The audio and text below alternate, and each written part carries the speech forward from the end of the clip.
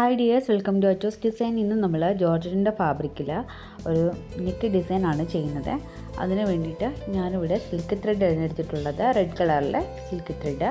പിന്നെ നമുക്ക് സീക്വൻസ് വേണം, അതുപോലെ തന്നെ നമുക്ക് ഒരു ആൻറ്റിക് ഗോൾഡ് കളറിലെ കട്ട് ബീഡ്സും കൂടെ വേണം. അപ്പോൾ ഈ ഒരു കട്ട് ബീഡ്സും അതുപോലെ ത്രെഡും പിന്നെ ഈ ഒരു സീക്വൻസും പിന്നെ അതുപോലെ തന്നെ നമുക്ക് കുറച്ച് വൈറ്റ് പേൾസും കൂടെ വേണം. ഇതും കൂടെ യൂസ് ചെയ്തിട്ടാണ് നമ്മൾ ഈ ഒരു ഡിസൈൻ ചെയ്യുന്നത്. അപ്പോൾ പാറ്റേൺ വന്നിട്ട് ഇങ്ങനെയാണ് വരുന്നത്. ആദ്യം നെക്ക് നമ്മൾ മാർക്ക് ചെയ്ത് കൊടുത്തിട്ട് അത് താഴെയായിട്ട് ഒരു 1.5 ഇഞ്ചോ 1 ഇഞ്ചോ മാർക്ക് ചെയ്ത് കൊടുക്കുക.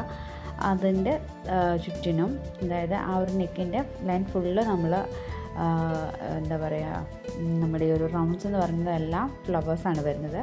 നെക്കിൻ്റെ പോർഷൻ, യോക്കിൻ്റെ പോർഷനിലേക്ക് വരുമ്പോൾ ഈ ഒരു ഡിസൈനിലാണ് നമുക്ക് ഈ ഒരു ഡിസൈൻസൊക്കെ വരുന്നത് കേട്ടോ.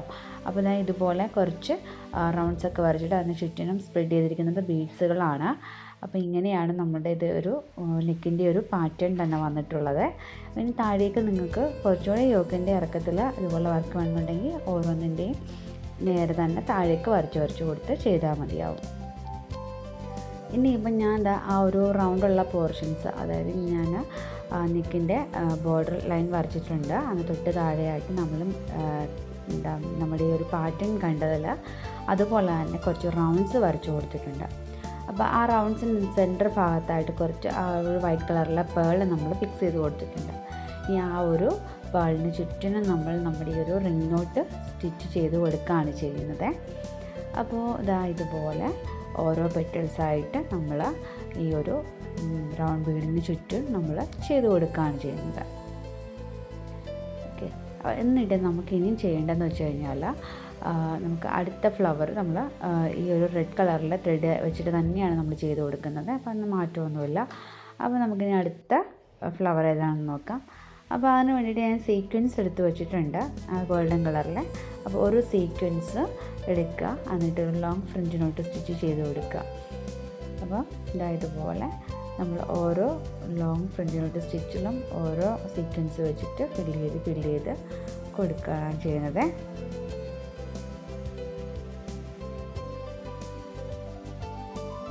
അപ്പോൾ ഇതുപോലെ ഈ ഒരു റൗണ്ട് ബീഡിന് ചുറ്റും നമുക്ക് ഫില്ല് ചെയ്ത് കൊടുക്കണം.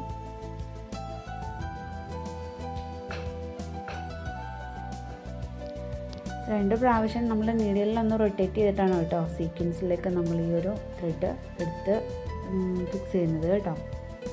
ഇതിന് മുമ്പ് ഞാൻ കുറേ വീഡിയോസിനകത്ത് കാണിച്ചിട്ടുണ്ട്, ഞാൻ ലോങ് ഫ്രിഞ്ച് നോട്ട് ചെയ്യുന്ന വിധമൊക്കെ ഞാൻ കാണിച്ചിട്ടുണ്ട്.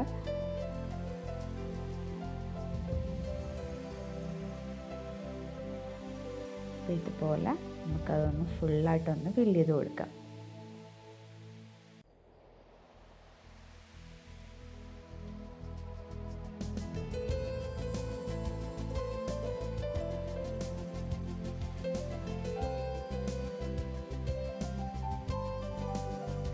അപ്പോൾ നമ്മൾ ഈ ഒരു ഫ്ലവർ നമ്മൾ ചെയ്ത് കഴിഞ്ഞിട്ടുണ്ട്. ഇനിയിപ്പോൾ നമുക്ക് ചെയ്യേണ്ടതെന്ന് വെച്ച് കഴിഞ്ഞാൽ ആ ഒരു ഫ്ലവേഴ്സൊക്കെ നിൽക്കുന്നതിൻ്റെ ആ ഒരു ഗ്യാപ്പുള്ള പോർഷൻസൊക്കെ നമ്മളൊന്ന് ഫില്ല് ചെയ്ത് കൊടുക്കണം.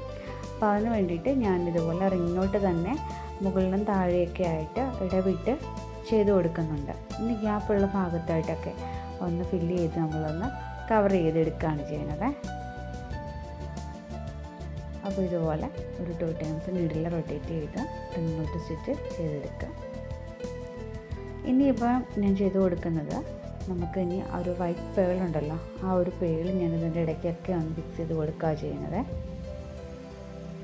ഗ്യാപ്പുള്ള ഭാഗത്തായിട്ടൊക്കെ നോക്കിയിട്ട് അങ്ങനെ ചെയ്ത് കൊടുക്കണേ.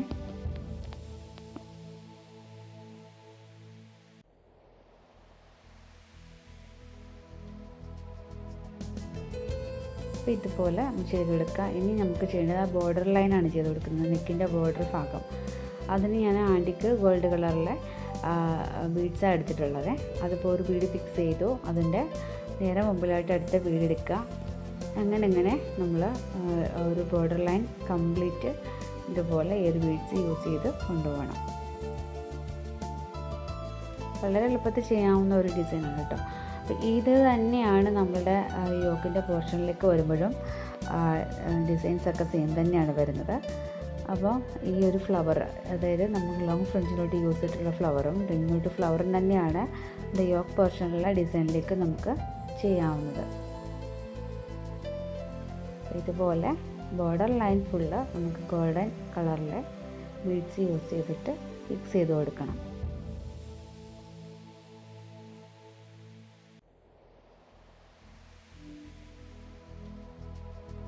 ഇനി ബാക്കിയുള്ള ഭാഗം കൂടെ നമുക്കൊന്ന് ഫില്ല് ചെയ്ത് കൊടുക്കാം.